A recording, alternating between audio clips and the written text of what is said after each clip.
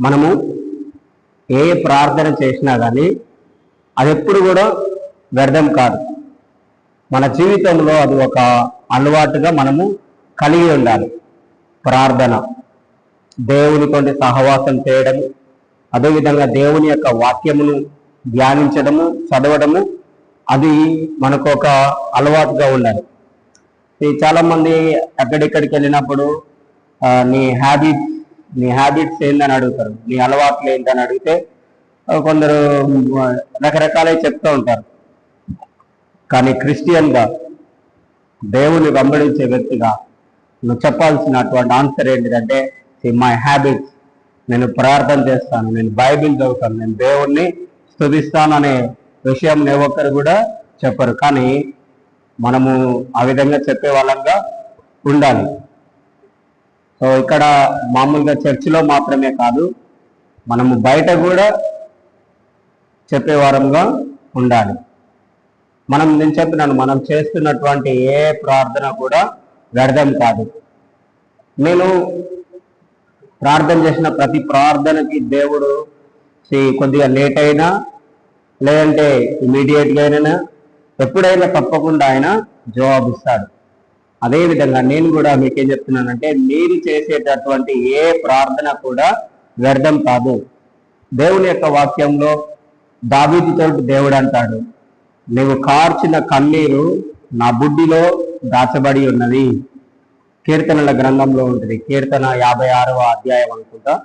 So ఆయన చేసిన కన్నీరు ఒక్కటి కూడా వేస్ట్ కాలేదు. ప్రతి ప్రార్థనని దేవుడు తప్పకుండా అంగీకరిస్తాడు. సో నేను కూడా మనము ఎక్కువగా ఆత్మలో ప్రార్థన చేయడం నేర్చుకోవాలి, అలవాటు చేసుకోవాలి. మనసుతో ప్రార్థన చేయటం కంటే ఆత్మతో ప్రార్థన చేయటము చాలా ముఖ్యము, ఇంపార్టెంట్. ఎందుకంటే రీసెంట్గా ఒక 2 వీక్స్ నుంచి నేను ఆత్మలో అంటే అన్య భాషలలో ప్రార్థన చేస్తాను ఎక్కువగా. సో నేను అన్య భాషలలో ప్రార్థన చేస్తున్నప్పుడు అదే విధంగా ఎల్లప్పుడూ నా నోటికి వరంగల్ వరంగల్ వరంగల్ అని వచ్చింది. నాకు తెలియదు నేను ఎందుకు వరంగల్ వరంగల్ అంటున్నాను అనేది తెలియదు, కానీ దేవునికి తెలుసు. దేవుని యొక్క వాక్యం లేకున్నదంటే మనము ఏమి ప్రార్థన చేయాలనో మనకు తెలియదు, కానీ దేవుడంట ఉచ్చరింప శక్యం కానీ మూలుగులతో ఆయన మన పక్షంన విజ్ఞాపన చేస్తాడు. ఒకవేళ నేను నా మనసుతో ప్రార్థన చేస్తే నేను అలా ప్రార్థన చేయలేను, కానీ నేను నా ఆత్మతో ప్రార్థన చేస్తే నేను దేవుని యొక్క చిత్తానుసారంగా నేను ప్రార్థన చేస్తాను. ఎందుకంటే నేను ఆత్మలో ప్రార్థన చేసేది నా సొంత మనసుతోటి నేను ప్రార్థన చేయట్లేను. ఫస్ట్ ఆఫ్ ఆల్ నాకు మనసుతో అంటే నాకు అర్థమైన భాషలో తెలుగు కానీ ఇంగ్లీష్ కానీ నేను ప్రేయర్ చేయట్లేదు. సో నేను దేవుని యొక్క ఆత్మ చేత ప్రార్థిస్తున్నప్పుడు మీ జీవితంలో కూడా మనకు తెలియకుండా కొన్ని వర్డ్స్ అనేవి మన నోటికి వస్తుంటాయి. కొన్ని వర్డ్స్ మనకు తెలియని మాటలు మనము ఉచ్చరిస్తుంటాం. అది ఉచ్చరింప శక్యం కానీ మూలుగుల చేత ఆయన ప్రార్థన చేస్తుంటాడు. సో నేను కంటిన్యూస్ గా వరంగల్ వరంగల్ ప్రేయర్, అన్య భాషలో ప్రేయర్ చేసిన వరంగల్ అనుకున్నా. అయ్యో ఈ వరంగల్ ఏందో అని నేను 2 వీక్స్ నుంచి ఎందుకు వరంగల్ అంటున్నాను నాకు తెలియలేదు. కానీ లాస్ట్ ఫ్రైడే రోజు నేను ఆల్నైట్ ప్రేయర్కి వెళ్ళా. లాస్ట్ ఆల్నైట్ ప్రేయర్కి వెళ్ళినప్పుడు అరౌండ్ 11:30 ఆ సమయంలో నాకు ఒక ఫ్రెండ్ వరంగల్లో ఉన్నాడు. ఆ వరంగల్ నుంచి ఆ ఫ్రెండ్ ఫోన్ చేసింది. చాలా ఇయర్స్ బ్యాక్ ఫోన్ చేసింది, ఇప్పుడు 2017-18 ఫోన్ చేసేది. సో ఇప్పుడు ఇన్ని ఇయర్స్ అయింది. సో అతడు ఫోన్ చేయలేదు, సడన్ గా ఫోన్ చేసిండు. సో నాకు తెలియకుండా ఎవరో నా నెంబర్ పోయిందని చెప్పిండు. వేరే వాళ్ళ దగ్గర నా నెంబర్ అడిగి సో నాకు ఫోన్ చేసిండు. సో మనము ముందుగానే ఆత్మలో ప్రార్థన చేస్తున్నాము. సో దేమని ప్రార్థన చేస్తున్నాను నాకు తెలియదు, కానీ నేను వరంగల్ అని ప్రేయర్ చేసినప్పుడు అతడు ఈ సండే నన్ను అతడు వరంగల్కి ఇన్వైట్ చేసిండు. కానీ నాకు వెళ్ళడానికి నేను రానని చెప్పిన, రాలేదు. సో కానీ నెక్స్ట్ టైం దేవుడు, ఎందుకంటే ఆల్రెడీ వరంగల్ అనే వర్డ్ నా నోటి నుండి వచ్చింది కనుక, సో నేను తప్పకుండా వరంగల్కి తనకు వస్తానని చెప్తున్నాను. సో ఈ సండే కాకుండా నెక్స్ట్ ఎప్పుడైనా అతడు నన్ను ఇన్వైట్ చేశాను. సో అందుకే నేనేం చెప్తున్నా, మనం మన సొంత భాషలో ప్రార్థన చేసిన దానికంటే ఆత్మలో ప్రార్థన చేయడం చాలా ఇంపార్టెంట్. ఇంకొక ఇన్సిడెంట్ నేను చెప్తాను చూడండి. హైదరాబాద్ లో ఖైరతాబాద్ లో నాకు ఒక ఫ్రెండ్ ఉన్నాడు. ఫ్రెండ్ అంటే అన్న నాకంటే చాలా పెద్ద ఫ్రెండ్, అంటే నాతో పాటు పరిచర్యలో ఉండేది కనుక నేను ఫ్రెండ్ అంటున్నా, నాకంటే పెద్ద వయసు. సో వాళ్ళ ఇంటికి నేను వెళ్ళాను ఖైరతాబాద్ లో. వాళ్ళ ఇంటికి వెళ్ళినప్పుడు వెళ్ళి ఏదో ఒక పని మీద వెళ్ళి మళ్ళీ రిటర్న్ అయ్యి వచ్చేటప్పుడు వాళ్ళు అడిగిరన్న ప్రేయర్ చేయమని. సో నేను ప్రేయర్ చేస్తున్నప్పుడు సడన్ గా నా నోటికి ఏమొచ్చింది, ఖమ్మం అని వచ్చింది. ఖమ్మం అని రాగానే నేను ఇంటర్ప్రిటేషన్, మనం ఏదైతే దేవుని యొక్క వాక్యం ఉంది, మనం ఏదైతే భాషలతో ప్రార్థన చేస్తామో 1 కొరింథీ 14వ అధ్యాయంలో ఉంటుంది, దాని యొక్క అర్థం చెప్పడానికి కూడా మనం ప్రార్థన చేయమన్నాడు. సో నాకు అతని గురించి తన కొరకు ప్రార్థన చేస్తున్నప్పుడు దేవుడు నాకు ఖమ్మం అనే వర్డ్ ఇచ్చాడు. సో నేను అతనికి చెప్పినాను, అన్న నువ్వు ఖమ్మం వెళ్తున్నావు, దేవుడు ఖమ్మంలో నిన్ను బహుళంగా వాడుకోబోతాడన్నాను. నాకు తెలియదు తనకు నిజంగా ఖమ్మంలో మీటింగ్ ఉన్నదని. తనకు ఎప్పుడు నెక్స్ట్ డేనో లేదంటే తర్వాతి రోజు మీటింగ్ ఉన్నది. ఎప్పుడైతే నా నోటిలో నీ ఖమ్మం అనే మాట రాగానే వాళ్ళిద్దరు ఫేస్ ఎట్లా అయిపోయిందంటే ఒక 100 వాట్స్ బల్బ్ ఎలా వెలుగుతుందో అలా వెలిగిపోయింది. నేను నిజంగా నా కళ్ళతో చూసినాను కనుక అది. వాళ్ళిద్దరు నాకు సాక్ష్యము, దేవుడు కూడా నాకు సాక్ష్యం అని. అంత మాత్రమే కాదు, ఇంకొక దగ్గర ఒక చర్చికి నేను వెళ్ళాను. ఒక చర్చికి దేవుని యొక్క వాక్యం చెప్పడానికి వెళ్ళినప్పుడు ఫస్ట్ నేను ఎక్కడికి వెళ్ళినా కానీ అన్య భాషలలో ప్రార్థన చేస్తా, ఆత్మలో ప్రార్థన చేస్తా. సో నేను భాషలో ప్రార్థన చేసిన వాక్యం చెప్పడానికంటే ముందు ప్రార్థన చేసి వాక్యం చెప్తుంటే సడన్ గా దేవుడు నాలో నుండి ఒక బ్రదర్ ఎదురుగా ఉన్నాడు. ఆ బ్రదర్ పేరు దేవుడు చెప్తున్నాడు నా యొక్క హృదయంలో. నేను అతను లేపాను, నీ పేరు ఇది కదా బ్రదర్ అని అడిగిన. సో ఎగ్జాక్ట్లీ సేమ్ అదే విధంగా అతని పేరు అది. అప్పుడు దేవుడు తన యొక్క హృదయంలో ఏదైతే అనుకుంటున్నాడో దేవుడు చెప్తున్నాడు. ఇంటర్ప్రిటేషన్, నేను భాషలో ప్రార్థన చేశాను, ఇంటర్ప్రిటేషన్ దేవుడు చెప్తున్నాడు. సో అతడు ఎగ్జాక్ట్లీ ఏ పరిస్థితి అయితే ఉన్నాడో అదే పరిస్థితిని దేవుడు చెప్తున్నాడు. ఇంకొక ఇన్సిడెంట్, నేను ఇట్లా చాలా ఉన్నాయి. నేను ఇంకొక దగ్గరికి మీటింగ్కి వెళ్ళాను, హైదరాబాద్ లో వేరే చర్చికి వెళ్ళాను. వేరే చర్చికి వెళ్ళినప్పుడు కూడా సేమ్ ఇట్లనే పేర్లు ఒక 2-3 అట్టుంది. దేవుడు నాలో ఉండి వాళ్ళ యొక్క పేర్లు పిలిచింది. ఎగ్జాక్ట్ వారి యొక్క సమస్య, వారి యొక్క ప్రాబ్లం ఏందో సేమ్ అదే దేవుడు చెప్పాడు. అంటే నేను ఎందుకు చెప్తున్నానంటే, మనము సొంతంగా నా యొక్క సొంత మనసుతోటి ప్రార్థన చేసినప్పుడు అది నా యొక్క మనసులో ఏదైతే తలంపులు ఉంటాయో, నేనేదైతే కావాలని ఊహించుకుంటానో, లేదంటే నేనేదైతే పరిస్థితిలో ఏదైతే ఇబ్బందిలో ఉంటానో నేనేం చేస్తాను, వాటి కొరకు మాత్రమే ప్రేయర్ చేస్తాను. వాటి కొరకు మాత్రమే నా మనసు నిండా వాటి కొరకే ఉంటుంది. నా మనసు అంతా నేను వాటి కొరకే ప్రేయర్ చేస్తాను, కానీ వేరే దేని కొరకు నేను ప్రార్థన చేయలేను. ఒకవేళ నేను ప్రార్థనకు వెళ్ళినా కానీ నా మనసుతో వెళ్తే నా సొంత విషయముల కొరకు ప్రార్థన చేస్తాను. ఒకవేళ నా సొంత విషయములకు కరకు కాకపోయినా కానీ ఇతరులు ఏదైనా ప్రార్థన విజ్ఞాపన అంశములు చెప్తే వారి యొక్క విజ్ఞాపన నిమిత్తమై నేను ప్రార్థన చేస్తాను, కానీ దేవుని యొక్క చిత్తము ప్రకారం నేను ప్రార్థన చేయలేను. ఎందుకంటే దేవుని యొక్క వాక్యంలో ఉంది చూడండి, రోమీలకు రాసిన పత్రిక 8వ అధ్యాయము 26వ వచనము 27వ వచనం చదవండి. రోమీలకు రాసినటువంటి పత్రిక 8వ అధ్యాయము 26, 28 వచనం.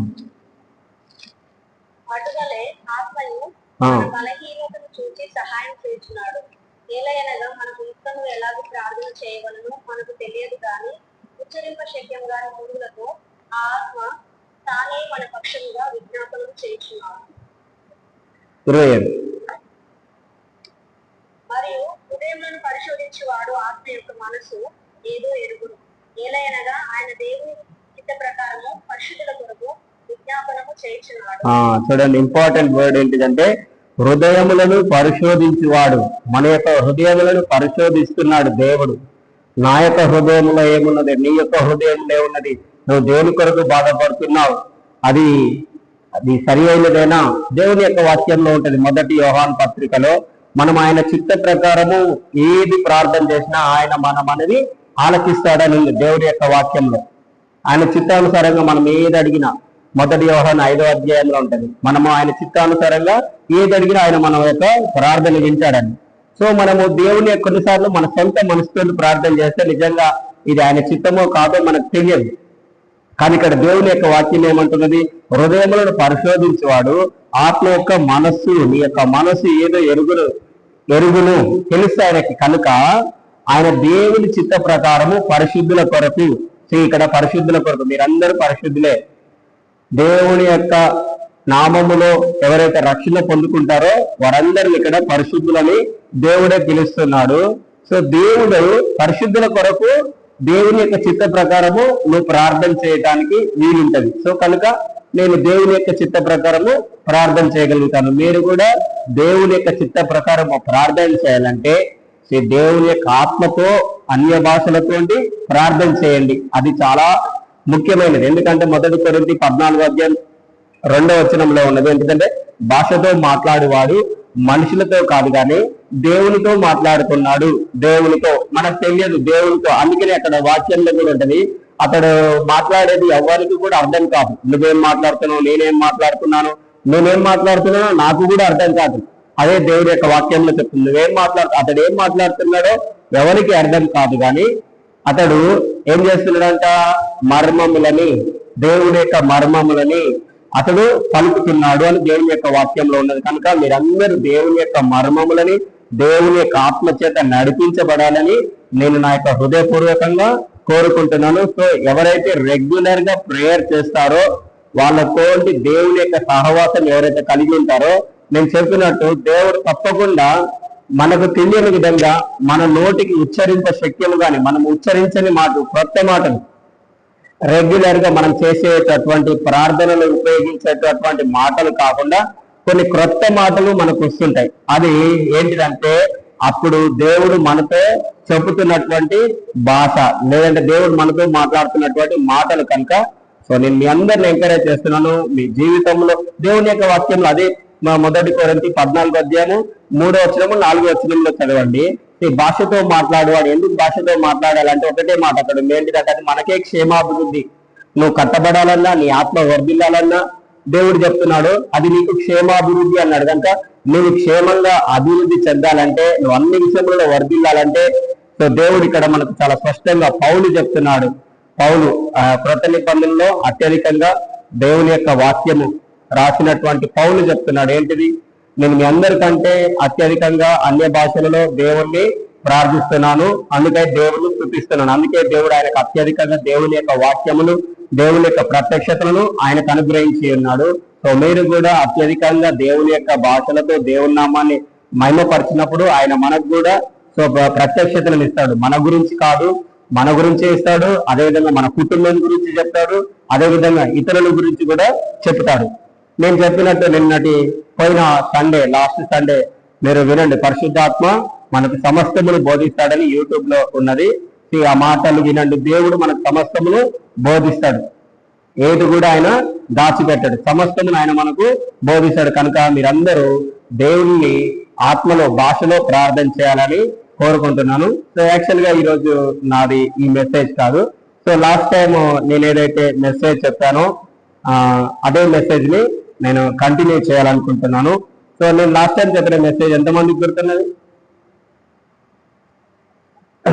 క్వశ్చన్, నేను లాస్ట్ టైం చెప్పిన మెసేజ్ ఎంతమందికి గుర్తున్నది? ఎవరైనా చెప్తారా?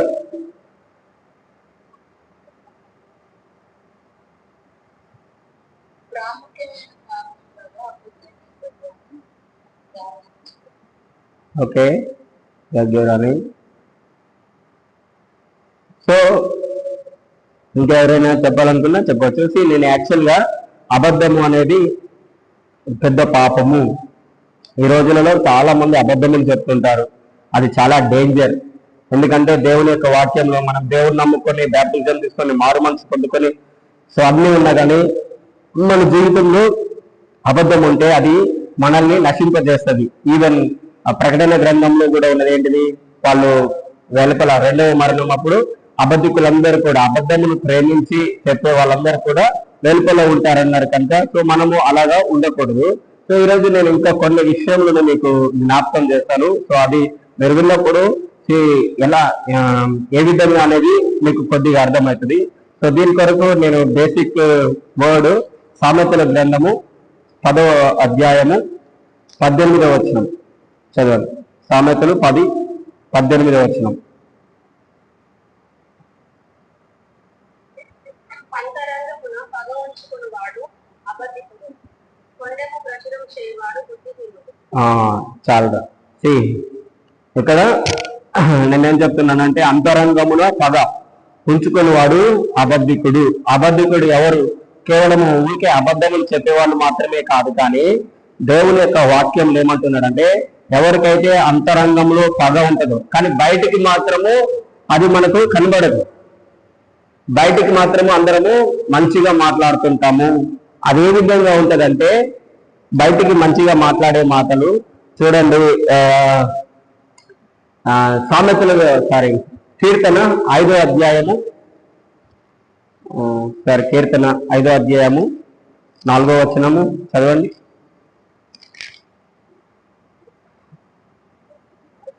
దుష్టత్వమును చూచి ఆనందించు దేవుడు కావు, చెడుతనమునకు నీకు చోటు లేదు.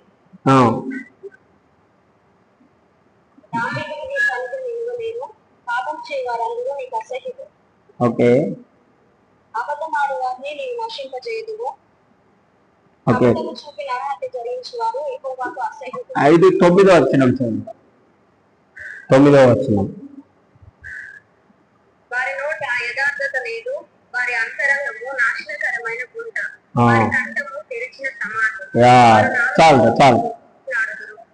చూడండి, ఎవరైతే అంతరంగములో పగ ఉంచుకుంటారో వాళ్ళు ఎలాంటి వారే అంటున్నారంటే దేవుడు వారి నోటిలో యథార్థత అనేది కనబడదు. వారి నోటిలో యథార్థత ఉండదు. వారి అంతరంగం ఏ విధంగా ఉంటుందంట? నాశనకరమైనటువంటి గుంట. ఒక గుంట, నాశనకరమైనది గుంట ఎట్లా ఉంటుందో ఆ విధంగా వారి యొక్క హృదయం ఉంటుంది. అదేవిధంగా వారు ఎప్పుడు నోరు తెరిచినా వారి యొక్క కంఠం అంటే ఒక సమాధిలాగా ఉంటుంది అంటున్నారు.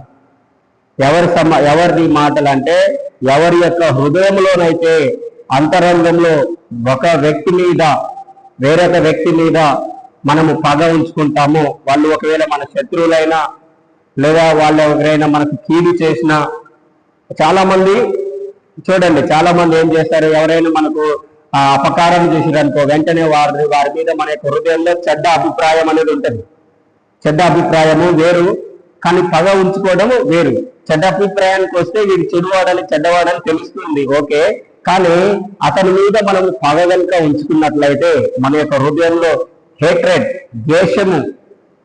ద్వేషిస్తున్నాం. దేవుని యొక్క వాక్యంలో ఉంది. మొదటి యోహాను సువార్త 2వ అధ్యాయంలో తన యొక్క సహోదరుని ద్వేషించి వాని యందు జీవం అనేది లేదు అని ఉన్నది. అతడు ఎవరైనా కావచ్చు, కానీ అతని మీద మనకేముండకూడదు? ద్వేషం ఉండకూడదు. ఎక్కడ? నీ అంతరంగంలో. ఒకవేళ ఏదైనా ఉంటే బయటికి చెప్పండి, అది మంచిది. కానీ అంతరంగంలో పగ ఉంచుకొని మంచిగా తీయగా మాట్లాడితే అంట అది అబద్ధము అంటున్నాడు దేవుడు. అది అబద్ధం. అది ఏ విధంగా ఉంటుందంటే నేను కొన్ని ఎగ్జాంపుల్స్ మీకు చెప్తాను దేవుని యొక్క వాక్యంలో నుండి, అది మీకు అర్థమవుతుంది. మీరు ఎవరైనా గుర్తిస్తారా? బైబిల్లో ఎప్పుడైనా మీరు చదివిరా? ఈ అంతరంగంలో ఒకటి పెట్టుకుని బయటికి ఒకటి మాట్లాడే వ్యక్తి ఎవరైనా ఉన్నారా? బైబిల్లో మనం ఎక్కడైనా చూసినామా? ఎవరైనా చెప్పండి. అంతరంగంలో ఒకటి ఉంచుకొని బయటికి ఒకటి మాట్లాడింది ఎవరైనా ఉన్నారా? అట్లా ఎవరా? కానీ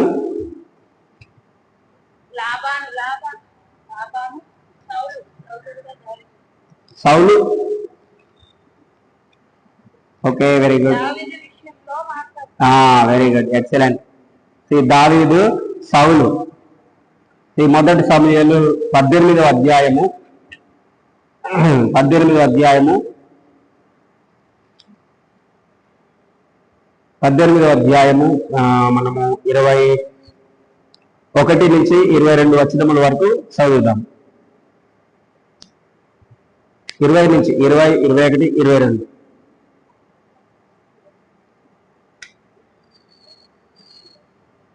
మొదటి సమూయేలు.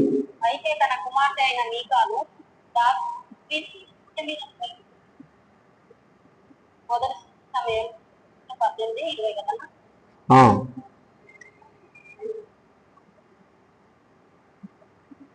కంటిన్యూ.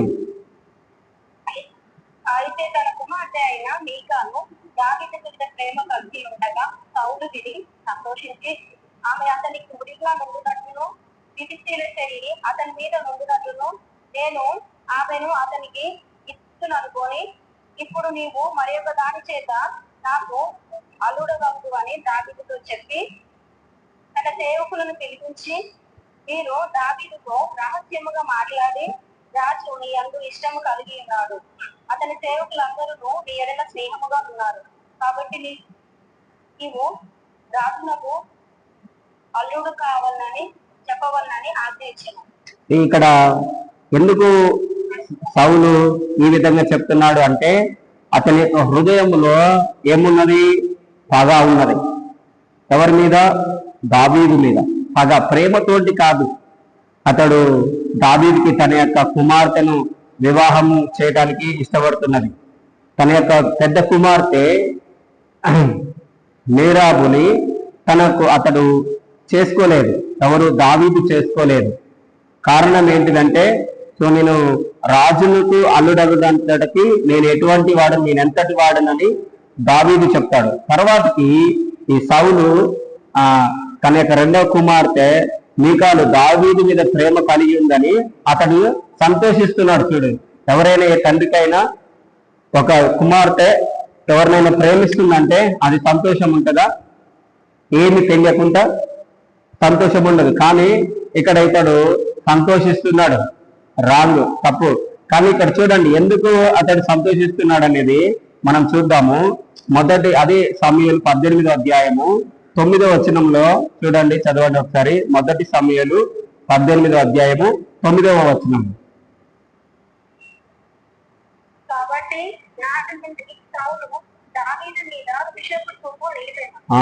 చూడండి, దావీదు మీద సౌలుకి ఎలాంటి మనసు ఉన్నదంటే విషపు చూపు ఉన్నది. విషము తన యొక్క హృదయంలో ఉన్నది.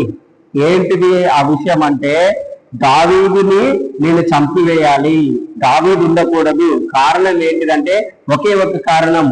ఏంటిదంటే దావీదు ఇజ్రాయేల్ ప్రజలకి మేలు చేసింది. ఏంటిదా మేలు అంటే అతడు గొలియాతుని చంపివేసిండు. గొలియాతుని చంపివేసినప్పుడు అందరూ ఏమని పొగిడిరు? సౌలుకు 1000 కొలది, దావీదికి 10,000 కొలది అని స్తుతులు గానాలు పాడితే ఆ మాట సౌలుకి ఇష్టం లేదు. అందుకని సౌలు మీద విషము అంతరంగంలో పగ ఉంచుకున్నాడు. అది ఎవరికి చెప్పట్లేడు. చూడండి, అబద్ధికుడు ఇతడు. ఎందుకు ఇతడు తన యొక్క కుమార్తెని వివాహం చేద్దాం అనుకుంటుందంటే తన యొక్క చూపు విషపు చూపు అయింది, తన యొక్క మనసు చెడిపోయింది, తన యొక్క హృదయంలో హేట్రేడ్ ఉన్నది, అంతరంగంలో పగ ఉన్నది. సో ఎందుకు అతడు అంతరంగంలో పగ ఉంచుకున్నాడంటే అతడు ఫిలిష్తీయులు అతనిని చంపివేస్తారు, దీన్ని చంపేయకపోయినా పర్లేదు, నేను అతనికి హాని చేయకపోయినా పర్వాలేదు, కానీ ఫిలిష్తీయులు అతనికి హాని చేస్తారనేది చూడండి ఎంత క్రూరమైన ఆలోచన. మనలో కూడా చాలా మందికి ఇలాంటి ఆలోచనలు ఉంటాయి కొంతమందికి. ఇదేంటిదంటే అబద్ధము. ఒకరు నాకు మేలు చేయలేదని చెప్పేసి, లేదంటే ఒకరు నా గురించి మంచిగా మాట్లాడలేదని, ఒకరు నా గురించి మంచి చెప్పలేదని చెప్పి మనకేమొస్తుంది? సౌలుకు వచ్చినటువంటి విషమైనటువంటి చూపు వస్తుంది. ఇది ఏంటిదంటే అంతరంగములో ఒకటి పెట్టుకుని బయటికి మనము మరి ఒకటి అబద్ధమును చెప్తుంటాం. ఇక్కడ నిజంగా సౌలుకి తన యొక్క కుమార్తెను ఇవ్వటం అస్సలు ఇష్టం లేదు. సౌలుకి తన కుమార్తెని వివాహం చేయడం ఇష్టం లేదు. కానీ ఒకే ఒక కారణమును బట్టి అతడు పెళ్లి చేయాలనుకుంటుంది. ఏంటిదంటే ఆమె నా యొక్క కుమార్తె అతనికి ఉరిగా ఉంటది, అతడు దానిని బట్టి ఆ దావీదుని ఫిలిస్తీన్లు చంపేస్తారు, లేదంటే అతడు నా ఇంటి దగ్గర ఉంటాడు కనుక నేనైనా ఈటతో అతన్ని పొడిచి చంపేయవచ్చు ఏదో ఒక కారణమును బట్టి. ఒకవేళ అతడు నా యొక్క ఇంటిలో లేకపోతే అతడు నాకు దూరంగా ఉంటాడు, నేను ఏ విధంగా అతన్ని చంపేయగలుగుతాను. చూడండి ఎంత ఘోరమైనటువంటి దుష్టత్వం ఇది. పాపం హృదయంలో ఒకటి పెట్టుకొని బయటకు ఒకటి మాట్లాడతాడు. ఏంటిదంట? అంతరంగంలో పగ. చాలా మంది క్రైస్తవులకు కూడా మనకు కూడా ఉంటది. నన్ను మొదలుకొని నేను కూడా ఎక్స్క్లూడ్ కాదు, నేను కూడా ఇంక్లూడే. సో అందరికీ ఇది ఉంటది. ఎప్పటి వరకు ఉంటది అంటే, ఎప్పటి వరకు అయితే మన యొక్క మనస్సు మారిపోదో, మన మనస్సు మారనంత వరకు. చాలా మంది మనసు మారిందని అంటాను కానీ అన్ని విషయంలో మారలేము, అన్ని విషయంలో మార్పు చెందాం చాలా మంది. కానీ దేవుడు అన్ని విషయంలో మనము మార్పు చెందాలి. ఇన్ని రోజుల వరకు ఒకవేళ మనం ఈ వాక్యం వినకపోవచ్చు, మనకు అర్థం కాకపోవచ్చు. సో అందువల్ల మనము మన హృదయంలో ఏం పెట్టుకోవచ్చు? పగ పెట్టుకోవచ్చు, ఒకరి మీద విషపు చూపు కలిగి ఉండవచ్చు. ఇన్ని రోజులు మనం మంచుకున్న ఒక ఆమెతోటి లేదంటే ఒక అతనితోటి సడన్ గా అతడు మనకి ఏదో హాని చేసిందని, లేదంటే మనం అతనికి హాని చేసినామని చెప్పేసి మన యొక్క హృదయంలో అతని మీద పగబడితే అది ఎలాంటిదంటే, ఆ పగ అనేది సాతానుకు సంబంధించింది. అది మనుషులను ఏం చేస్తుంది అంటే చంపివేస్తుంది, మనుషులను ఏం చేస్తుంది? చంపేస్తుంది. ఫర్ ఎగ్జాంపుల్ ఇంకొక ఉదాహరణ నేను చెప్తాను చూడండి. సౌలుకి ఎవరు ఉండేవాడంటే, సౌలుకి సైన్యాధిపతి, సౌలు రాజు కదా, అతనికి సైన్యాధిపతి ఉన్నాడు. అతని పేరు ఏంటిదంటే అబ్నేర్. ఈ సౌలు చనిపోయిన తర్వాతకి ఈ అబ్నేర్ ఏం చేసిందంటే, సౌలు యొక్క రాజ్యమునంతటిని రాజు ఉండాలని చెప్పేసి సౌలు యొక్క కుమారుడైనటువంటి ఇష్బోషేతుని రాజుగా చేస్తాడు. రాజుగా చేసిన తర్వాతకి ఇప్పుడు సౌలు చనిపోయిన తర్వాతకి సౌలుకి ఒక ఉపపత్ని ఉన్నది, ఉంపుడు గట్టె. ఆమె పేరు ఏం పేరంటే రిస్పానో ఏదో సంథింగ్, నేను మర్చిపోయినా, రిస్పా ఐ థింక్, ఏదో ఒక పేరు. ఆమెని ఇతడు ఏం చేస్తాడంటే, సౌలు చనిపోయిన తర్వాతకి ఇతడు ఆమెతోటి పాపం చేస్తాడు. ఈ అబ్నేరు పాపం చేయటం వలన ఈ ఇష్బోషెతు ఏమని అడుగుతాడంటే, నీవు నా యొక్క తండ్రి ఉపపత్తితోటి ఎలా పాపం చేస్తావు అని ఈ అబ్నేర్ని అడిగినందుకు అబ్నేర్కు కోపం వచ్చిందంట. కోపం వచ్చింది. కోపపడి అతడేం చేసిండు? యేసుక్రీస్తు దేవుడు ఏదైతే, యెహోవా దేవుడు ఏదైతే దావీదుకి వాగ్దానం చేసిందో దానిని ఈ రోజే నేను నెరవేరుస్తాను. ఇన్ని రోజుల వరకు ఈ అబ్నేరు దావీదుకి సైన్యం వద్దు, నీ దగ్గరనే సైన్యం ఉండాలి, నేను నీకు సైన్యాధిపతిగా ఉండాలి అని చెప్పేసి దేవుడు మాటకు కూడా విరోధంగానే ఉన్నాడు. కానీ ఎప్పుడైతే ఈ అబ్నేరు యొక్క పాపముని ఈ ఇష్బోషెతు వెళ్ళి గుర్తు చేసిందో, వెంటనే నా యొక్క పాపముని నేను చేసిన ఇది పెద్ద తప్పు అన్నట్టు అందరి ముందల నన్ను నిందిస్తావు అని చెప్పేసి అతడు ఎక్కడికి వెళ్తాడు? దావీదు దగ్గరికి వెళ్తాడు. ఎందుకోసం వెళ్తాడు దావీదు దగ్గరికి అంటే, అబ్నేర్ ఎలాంటి వాడంటే చాలా కుట్ర కలిగినటువంటి వ్యక్తి. కానీ ఒక్క మాటను బట్టి ఇతడు ఏం చేస్తున్నాడు? దావీదు దగ్గరికి వెళ్ళి, దావీదు, దేవుడు నీకు ఏదైతే వాగ్దానం చేసిందో నువ్వు ఇజ్రాయిల్ దేశం అంతటి మీద రాజు అవుతావని, అది నేను నీ పక్షమున రావడానికి నీకు సహాయం చేస్తానని చెప్పి దావీదుతోటి క్షేమంగా మాట్లాడి అతడు తిరిగి వెళ్ళిపోతాడు. క్షేమంగా మాట్లాడి తిరిగి వెళ్ళిపోయేటప్పుడు దావీదు దగ్గర సైన్యాధిపతి ఉంటాడు, దావీదుకి కూడా సైన్యాధిపతి ఉన్నాడు. ఇప్పుడు సౌలుకి ఏ విధంగానైతే సైన్యాధిపతి ఉన్నాడో దావీదుకి కూడా సైన్యాధిపతి ఉన్నాడు. దావీదు ఇప్పుడు సౌలు చనిపోయిన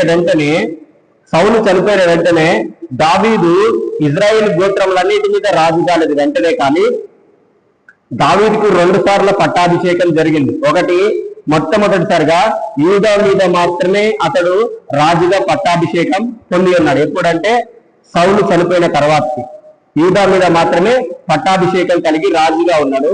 ఆ రాజుగా ఉన్నప్పుడు ఈ అబ్నేరు దావీదు దగ్గరకు వచ్చి ఇజ్రాయేల్లో ఉన్నటువంటి 10 గోత్రములను కూడా నీలో నిన్నే రాజుగా చేస్తానని అతని దగ్గరకు వచ్చినప్పుడు ఈ దావీదు దగ్గర కూడా సైన్యాధిపతి ఉన్నాడు. అతని పేరు ఏంటిదంటే యోవాబు. సైన్యాధిపతి పేరు యోవాబు. ఈ యోవాబు కూడా యోవాబుకి ఈ అబ్నేరు మీద పగ ఉన్నది. అబ్నేరు మీద పగ ఉన్నది. ఏంటిది ఆ పగ అంటే తన యొక్క సహోదరుడు అబ్నేరుకి 2-3 సహోదరులు ఉంటారు అనుకుంటా, 2-3 అన్నదమ్ములు ఉంటారు అనుకుంటా. అందులో ఒక వ్యక్తిని అబ్నేరు యొక్క సహోదరుల్ని యోవాబు యొక్క సహోదరుని ఈ అబ్నేరు చంపివేస్తారు. ఈ అబ్నేరు చంపేసినప్పుడు యోవాబుకి హృదయములో పగ ఏర్పడుతుంది. నా యొక్క తమ్ముడిని చంపేసిండు, లేదంటే నా అన్నలో తమ్ముడో చంపేసిండు అని చెప్పేసి అతని యొక్క హృదయంలో అబ్నేరు మీద పగ ఏర్పడుతుంది. ఈ సమయంలో ఏ సమయం అందైతే ఈ అబ్నేరు దావీదు దగ్గరకు వచ్చి ఇజ్రాయేల్ దేశములన్నిటి మీద నిన్ను రాజుగా చేస్తారని చెప్పినప్పుడు ఆ సమయంలో దావీదు దగ్గర అబ్నేరు వచ్చినప్పుడు యోవాబు లేడు. దావీదు దగ్గర యోవాబు లేడు. అతడు ఏదో ఒక పని నిమిత్తమై బయటికి వెళ్ళిండు. ఆ సమయంలో అబ్నేరు వచ్చి దావీదుతోటి సమాధానంగా మాట్లాడి వెళ్ళిపోయిండు. ఆ తర్వాత యోవాబు వచ్చి దావీదు అతడితో అబ్నేరుతోటి క్షేమంగా మాట్లాడిందని చెప్పి దావీదు దగ్గరకు వచ్చి అడుగుతారు. చూడండి ఎక్కడ ఉంటదంటే 2 సమూయేలు 3వ అధ్యాయము. మీరు తర్వాతకి దీని గురించి చదవండి. 3వ అధ్యాయము 21వ వచనము చదవండి, 27వ వచనం చదవండి.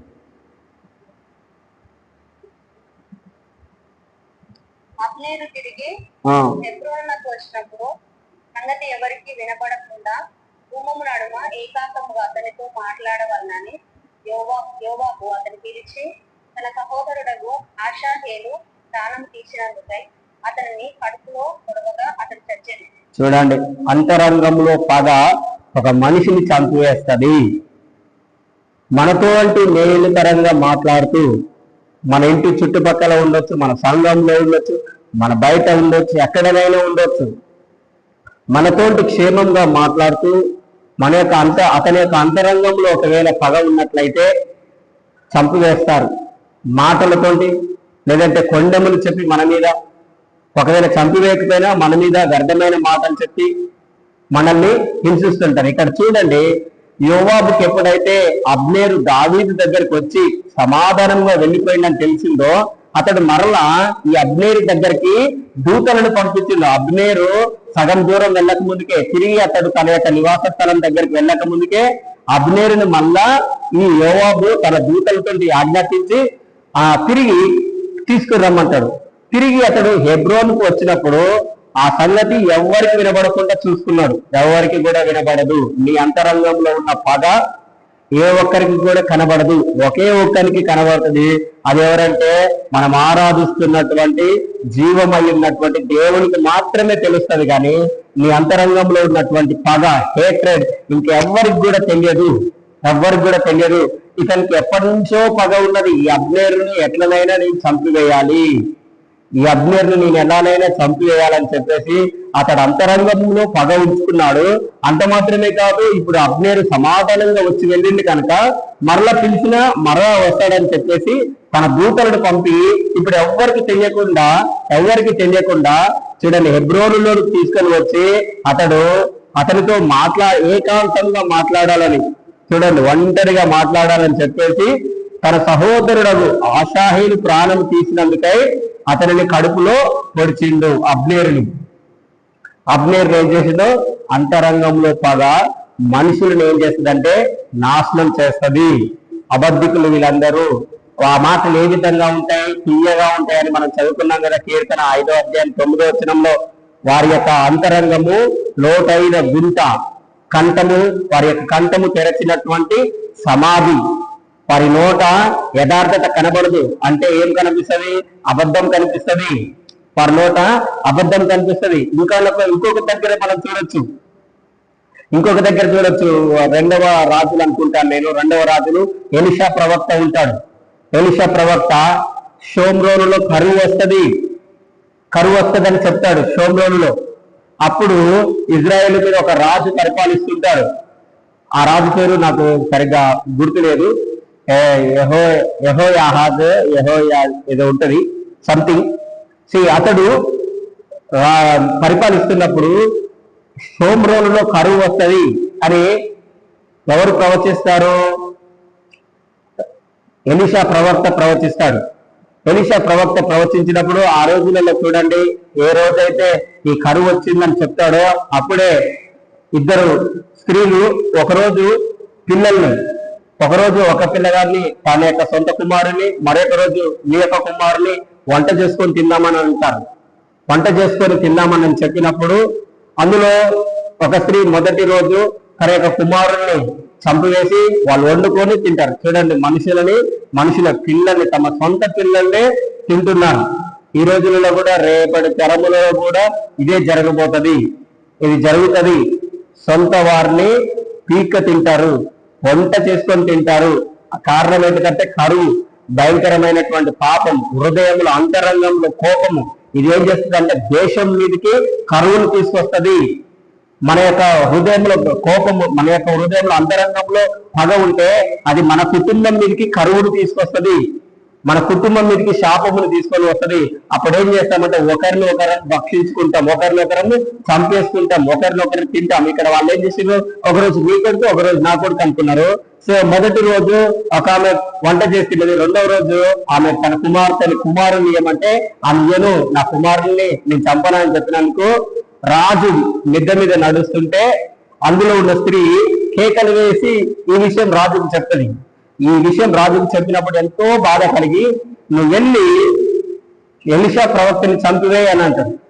ఎలీషా ప్రవక్తని చంపివేయని అతని యొక్క సైన్యాధిపతికి ఆజ్ఞాపిస్తే అతడు అంతరంగంలో పగబెట్టుకొని ఒక్కడే వస్తుంటాడు.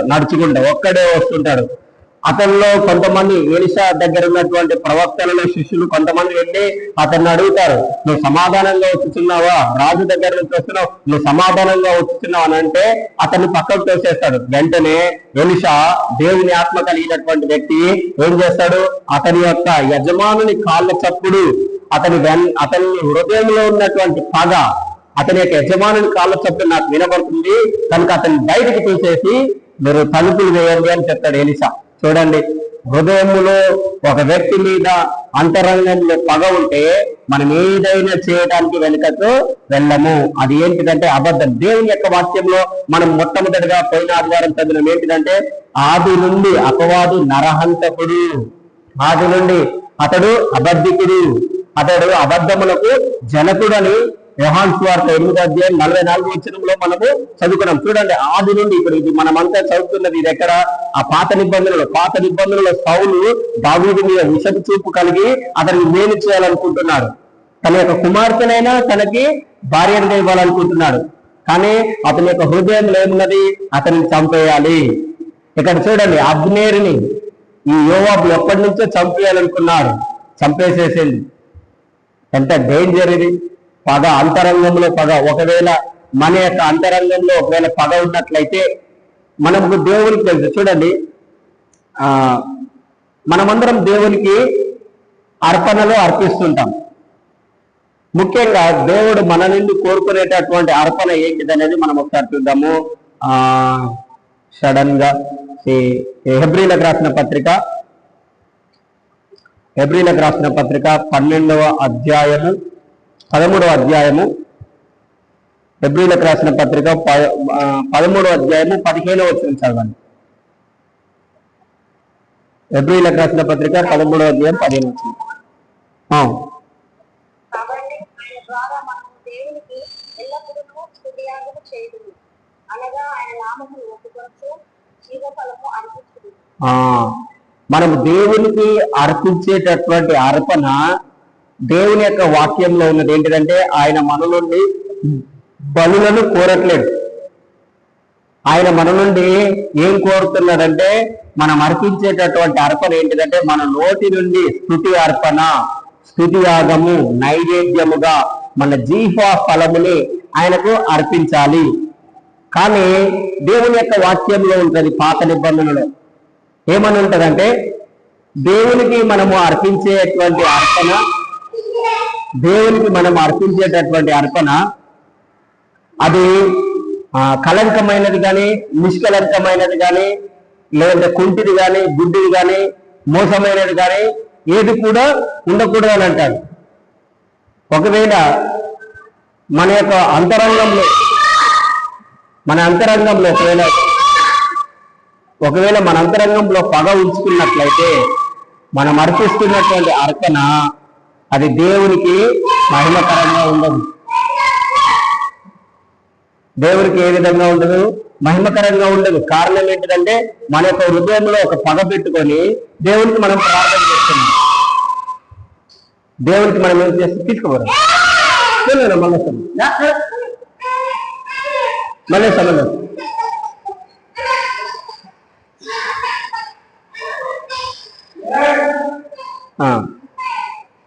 చూడండి,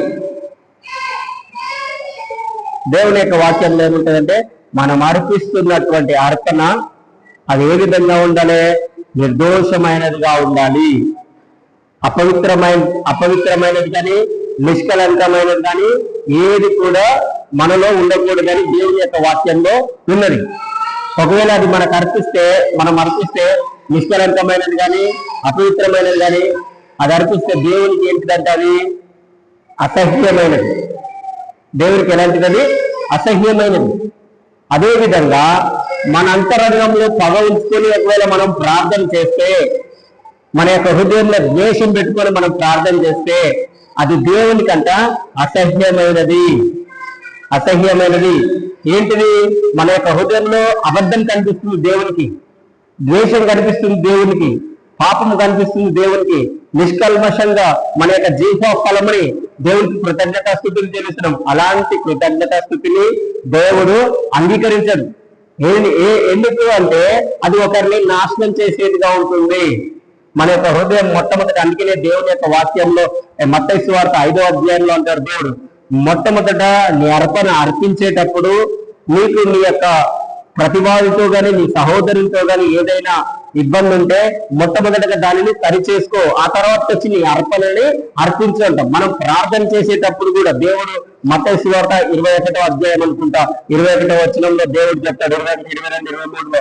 సో నువ్వు నిలబడి ప్రార్థన చేస్తున్నప్పుడు ఒకరికి విరోధం ఏదైనా ఉన్నట్లయితే, నీకు ఎవరి మీదనైనా విరోధం ఉన్నట్లయితే మొట్టమొదటిగా అతని నీ యొక్క హృదయంలో క్షమించు, నీ యొక్క హృదయాన్ని శుద్ధీకరించుకో, నీ యొక్క మనస్సును శుద్ధీకరించుకున్న తర్వాతకి అప్పుడు నీ యొక్క అర్పణని అర్పించు. అర్పణ అంటే ప్రార్థన.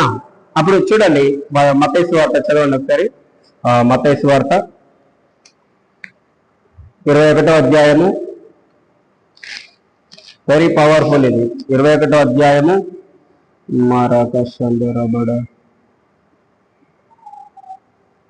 21వ అధ్యాయము 20 మత్తయి సువార్త కాకుండా మార్కు సువార్త 11వ అధ్యాయం చదువు. మార్కు సువార్త 11వ అధ్యాయం 22వ వచనం, 23వ వచనం, 25 చదువు. 25. మీకు ఒకరి మీద విరోధం ఏమైనా కలిగి ఉన్నాయో మీరు విలువబడి ప్రార్థన చేయనప్పుడల్లా వారిని క్షమించదు.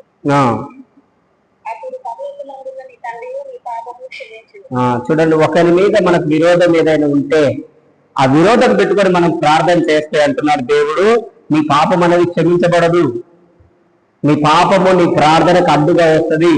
అది నువ్వు అర్పించేటటువంటి అర్పణ ఏంటిది? దోషమైనది, కల్మషమైనది, అపవిత్రమైనది. కనుక దేవుడు ఏమంటున్నాడు, ఒకరి మీద నీకేదైనా విరోధం కలిగి ఉన్నట్లయితే సో మొట్టమొదటిగా నువ్వు చేయాల్సిన పని ఏంటిదంటున్నాడు, నీ అంతరంగంలో ఉన్న హేట్రెట్ ని, ఆ పగని సో మొట్టమొదటిగా తొలగించుకో. అప్పుడు నువ్వు ప్రార్థన చేయి. అప్పుడు నువ్వు ప్రార్థన చేస్తే దేవుడు నీ ప్రార్థన తప్పకుండా వింటాడు. అద్భుతం నీ జీవితంలో తప్పకుండా. అది ఎవరి మీదనైనా కావచ్చు.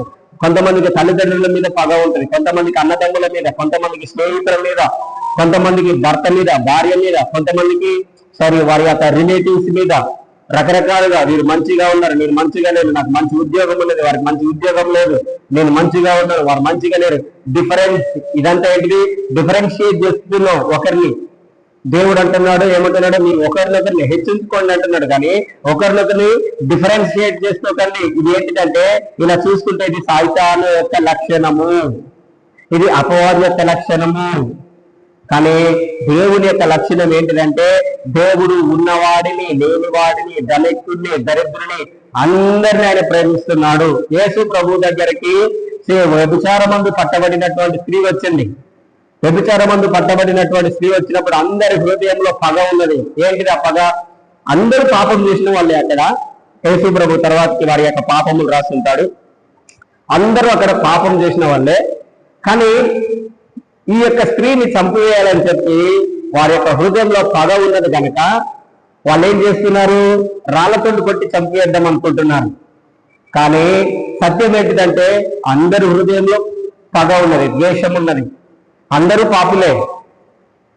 కానీ ఆమె మాత్రమే స్పెసిఫిక్ గా పట్టబడింది. కానీ చూడండి, దేవుడు పాపముతో ఉన్న తనని కూడా క్షమించేసిండు. యేసు ప్రభు దగ్గరకు వచ్చింది ఆమె. ఈరోజు మనం కూడా చూడండి, ఆమె దేవుని దగ్గరకు వచ్చిన తర్వాతకి ఆమె యేసు ప్రభు ఆమెకు చెప్తాడు, ఎవరు నీ మీద రాయి చేయలేదు కదా, నేను కూడా నీ మీద రాయి చేయను, నువ్వు జాగ్రత్తగా ఉండు. ఆమెకు ఒక మాట చెప్తాడు, అమ్మా ఇక మీదట నువ్వు వెళ్ళి పాపము చేయకుము. Very very important. ఇక మీదట నువ్వు వెళ్ళి పాపం చేయకు. ఎందుకు? మరీ అధికంగా నీకు పాపము కలుగుతుంది. మరీ అధికంగా పాపములో, మరీ అధికంగా కీడులో పడిపోకుండా, కీడు అని ఉంటుంది, మరీ అధికంగా కీడు నీకు సంభవించకుండానట్లు, మరి అధికంగా నీకు కీడు సంభవించకుండానట్లు నువ్వేం చేయకు? పాపము చేయకుము. అదే విధంగా దేవుని యొద్దకు వచ్చిన మన యొక్క హృదయంలో కూడా, దేవుని అంగీకరించిన మన యొక్క హృదయంలో కూడా ఏ వ్యక్తి మీద కూడా ద్వేషము, పగ అనేది ఉండకూడదు. నేను కూడా చెప్తున్నాను, ఈ వాక్యము నాకు అర్థం కాకముందుకు, ఈ వాక్యము దేవుడు నాకు తెలియచేయకముందుకు కొన్ని విషయములలో నా యొక్క హృదయంలో కూడా నన్ను ఇబ్బంది పెడుతున్నప్పుడు మానసికంగా, అయ్యో నేను ఏ పని చేస్తలేనని చెప్పి మానసికంగా నన్ను ఇబ్బంది పెడుతున్నప్పుడు కొన్నిసార్లు నాకు ఒక రకమైనటువంటి ఏంటిది ఎంతూజియాజం కాదు, కానీ ఒక రకమైనటువంటి ఫీలింగ్ వచ్చి ఏంటిదంటే, దేవుడు నన్ను ఆశీర్వదించినప్పుడు నేను తప్పకుండా వీరికి నేను దేవుడు ఏంటిగా చూపిస్తాను, దేవుడు నన్ను ఆశీర్వదిస్తాడు, దేవుడు నన్ను దీవిస్తాడు, అది మంచిదే. కానీ వారి మీద నాకేమొస్తున్నది? పగ వస్తున్నది. అది ఏంటిది? డేంజర్. అది పెట్టుకొని నేను ప్రార్థన చేస్తే, అది పెట్టుకొని నేను దేవుని స్తుతిస్తే, అది దేవునికి అసహ్యమైనది. So when I understand this thing, నాకు ఎప్పుడైతే ఈ మాట అర్థమైందో, ఓ మై గాడ్, నేను ఈ వాక్యం చాలా రోజుల నుంచి చదువుతున్నాను. ఇది అంతరంగంలో పగ ఉంటుంది. నేను ఎప్పటి నుంచి చెప్పిన, లాస్ట్ సండే చెప్పిన, 22 years నుంచి నేను దేవుని యొక్క వాక్యం చదువుతున్నాను. కానీ 22 years లో ఈ యొక్క ప్రత్యక్షత నాకు రాలేదు. కానీ సడన్ గా దేవుడు లాస్ట్ సండే, అంతకంటే ముందు నుంచి చెప్తున్నాడు, చాలా రోజుల నుంచి నాకు ఇది తెలియజేస్తున్నాడు. అందుకనే నా యొక్క హృదయంలో ఎవరి మీదనైనా ద్వేషం ఉన్నదా, పగ ఉన్నదా, ప్రభు నాకు మరలా రిమైండ్ చేయండి. నేను చెప్తున్నాను, పరిశుద్ధాత్మ దేవుడు మనకు సమస్తంలో జ్ఞాపకం చేస్తాడని. మీరు వెళ్ళి వీడియో చూడండి. పరిశుద్ధాత్మ దేవుడు మనకు సమస్తములు బోధిస్తాడనే అంశము నేను చెప్పినాను లాస్ట్ సండే. యూట్యూబ్ లో ఉంటది. దేవుడు నీ పాస్ట్ లైఫ్ నువ్వు మర్చిపోవచ్చు. నేను చెప్తున్నాను, చెడు చాలా తొందరగా మర్చిపోము. ఏ వ్యక్తి కూడా మర్చిపోడు. నీ జీవితంలో ఎవరి మీదనైతే చెడు, ఎవరైతే నేను ఇబ్బంది పెట్టినారో వారిని మనము 100% మర్చిపోము. అది మన యొక్క మనసులో పెట్టుకుంటాము, మన యొక్క తలపులలో ఉంటది. అది నీ చిన్నప్పుడైనా, నీ యొక్క యవన ప్రాయంలోనైనా, ఇప్పటి వరకైనా నువ్వు అది మర్చిపోదు. నీకెప్పుడు ఏ ప్రాయంలో, చిన్న వయసులో చేసినా, పెద్ద వయసులో చేసినా, ఏ వయసులో ఉన్నా ఎవరైనా నీకు అపాయం కలుగజేస్తే అది నువ్వు ఎప్పటికీ మర్చిపోవు. అది నీ యొక్క హృదయంలో ఒక మానని గాయం లెక్క ఉంటది, మానని పగ ఉంటది. కనుక ఒకవేళ నువ్వు మర్చిపోయిన కొన్ని విషయంలో మనం మర్చిపోయినా, ఈ పరిశుద్ధాత్మ దేవుణ్ణి అడగండి, దేవా నాకు జ్ఞాపకం చేయండి. ఏ వ్యక్తి మీదనైనా నా జీవితంలో నా యొక్క హృదయంలో పగ ఉన్నదా? కొంతమందికి టీచర్స్ మీద పగ ఉంటది, చిన్నప్పుడు నన్ను కొట్టిండని చెప్పేసి. కొంతమందికి తల్లిదండ్రుల మీద ఉంటది, నన్ను చిన్నప్పుడు బాగా కొట్టిండని. కొంతమందికి వేరే వ్యక్తుల మీద ఉంటది, కొంతమందికి నన్ను తిట్టిండని. ఇది అంటే ఏంటిదో తెలిస్తే యాక్చువల్ గా ఇట్లా పగ పెట్టుకుంటే నువ్వు చేతబడి చేస్తున్నట్టే. పగ చేతబడికి కారణం. కొంతమంది చేతబడి చేసే వాళ్ళు ఏం చేస్తారంటే వారి మీద పగ ఉంచుకొని వీళ్ళని ఎలా నేను నాశనం చేయాలని చెప్పేసి వారిని ఏం చేస్తారు, అంతరంగంలో పగ ఉంచుకుంటారు, బయటికి మనతో మంచిగా మాట్లాడుతూ ఉంటారు. ఇది ఏంటిదంటే చేతబడి. చేతబడి చేసేటటువంటి లక్షణం ఇది. బయటికి మంచిగా మాట్లాడతారు, అంతరంగంలో కోపం ఉంటది. కొంతమంది చేతబడి చేయలేకపోయినా చేతబడి చేసే వాళ్ళ దగ్గరికి వెళ్తారు, డబ్బులు ఇచ్చి అతడు నాశనం కావాలి అని చెప్పి వెళ్తుంటారు, అతన్ని పాడు చేయాలి, లేదంటే మన మనసులో అతని మీద ఏమిటో అతడు పాడు కావాలి అని ఉంటుంది. అదేంటిది? నిజంగా చెప్పాలంటే ఇది ఏంటిదంటే చేతబడితో సమానమే, చేతబడితో సమానం. కనుక నీవు ఏ వ్యక్తి అయినా నీ యొక్క హృదయంలో పాడైపోవాలి, లేదంటే ఏ వ్యక్తి మీద కోపం ఉన్నట్లయితే, సో దేవుడిని అడగండి. మనకు తెలియదు, నేను చెప్పలేనుగా, మనకు తెలియదు.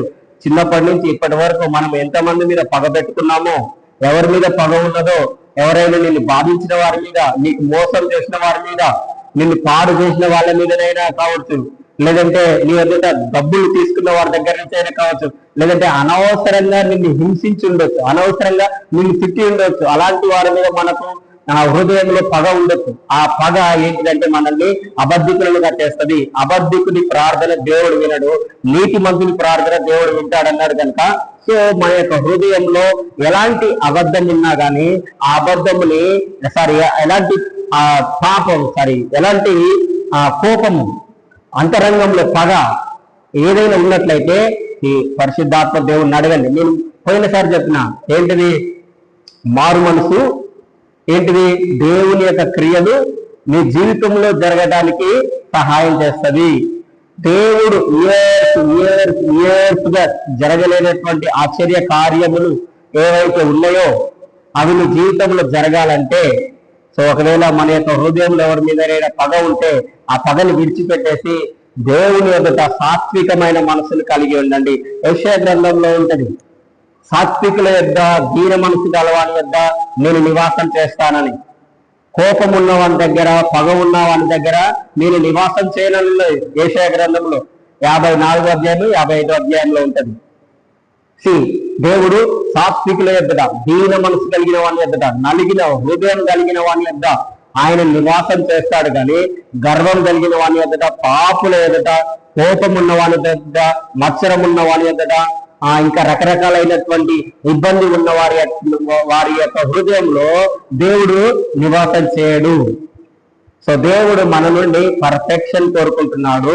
సో మన యొక్క హృదయంలో ఎవరి మీదనైనా ద్వేషం ఉన్నట్లయితే, మనకంటే పై వారి మీదనైనా, మనకంటే తక్కువ వారి మీదనైనా మనకు ఒకవేళ కోపం ఉన్నట్లయితే, మన ఇంటి పక్కన పొరుగు వారి మీదనైనా ఎవరి మీదనైనా ద్వేషం ఉన్నట్లయితే దాన్ని ఏం చేయండి? దేవుని ఎదుట ఒప్పుకొని విడిచిపెట్టండి. అది మీ జీవితంలో గొప్ప కార్యములు జరగడానికి మీకు సహాయపడుతుంది. సో ఇంకొక వచనం చూద్దాము. లూకా సువార్త 20వ అధ్యాయము 21వ వచనం చదువుకుందాం. లూకా సువార్త 20వ అధ్యాయము 21వ వచనం. ఎవరైనా చదవచ్చు ఫాస్ట్ గా.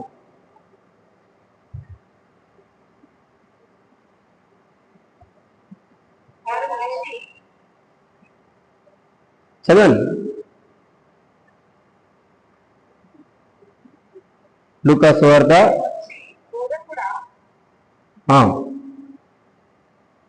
న్యాయముగా మాట్లాడుతూ బోధించుచున్నావు, నీవెవరి యందును పోమాటము లేక సత్యముగానే దేవుని మార్గమును బోధించుచున్నావని ఎరుగుదురు. కంటిన్యూ చదవండి రా.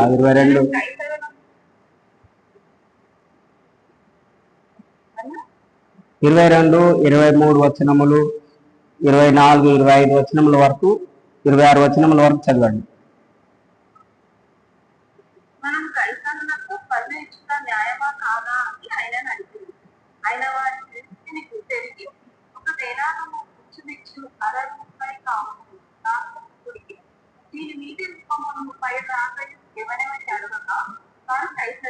అని. అందుకు ఆయన నాకైతే కైతరునకు దేవుని క్షమించునని వారితో చెప్పారు. వారు ప్రజల యొక్క ఈ మాటలకు తప్ప ఈ మాటల భవిష్యత్తు కట్టాక ఆయన ప్రతిష్టాపనకు ఆశ్చర్యపడి ఎదుర్కొంది. చూడండి, ఇక్కడ యేసు ప్రభు దగ్గరికి ఎవరు వచ్చిండ్రు? ప్రధాన యాజకులు,